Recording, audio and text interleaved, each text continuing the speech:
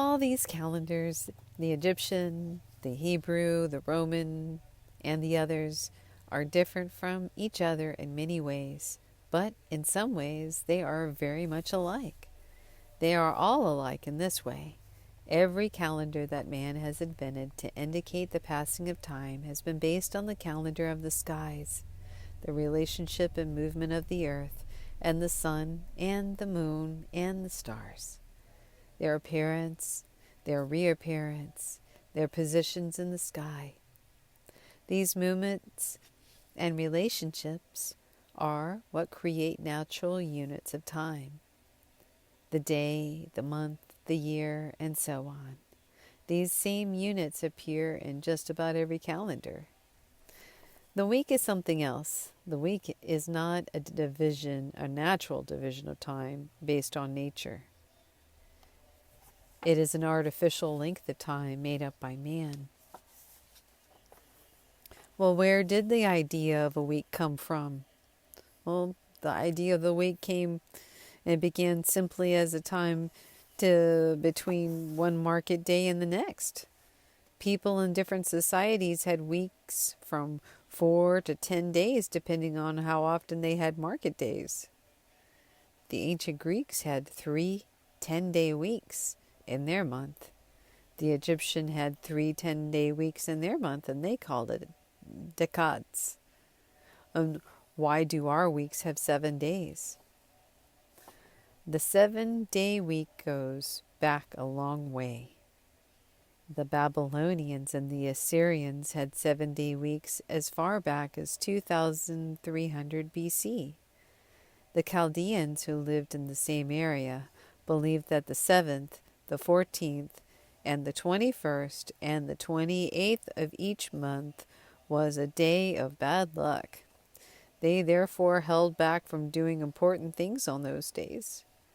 Some think that the 7-day period was suggested by the phases of the moon, each of which lasts about 7 days, or perhaps it is the fact that the 7 was also thought to be a sort of a magical number. The Babylonians divided time into 7-day weeks in honor of the 7 heavenly bodies that they worshipped as gods: the sun, the moon, and the 5 planets, which were all visible to them: Saturn, Mars, Mercury, Jupiter, and Venus. But it was the ancient Jews for whom the 7-day week became more an important element of time in religious sense.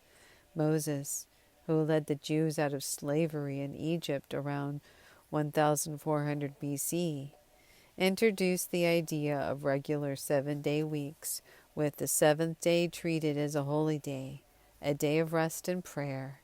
And this is an idea was written into the Bible, the Old Testament, by Moses on the section called Exodus. Quote, "Remember the Sabbath day to keep it holy. 6 days shalt thou labor and do all thy work. But the 7th day is a Sabbath day unto the Lord thy God. In it thou shalt not do any manner of work." ... End of quote.